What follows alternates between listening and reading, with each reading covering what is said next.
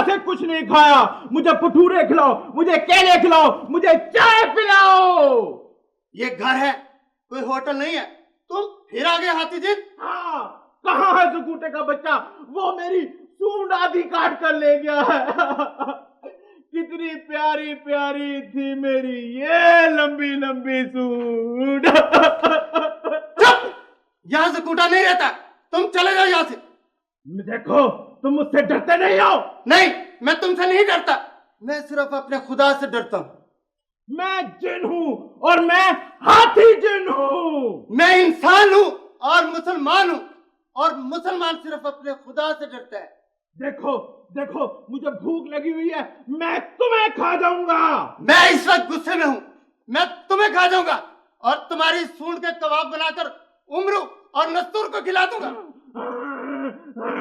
अच्छा, तो मैं फिर शहंशाह जिन्नात को बुलाता हूँ। बुलाओ अपनी शैतानी ताकत को, मैं अपने खुदा को पुकारता हूँ। ये मत करना, ये मत करना रेमू बाबा, ये मत करना।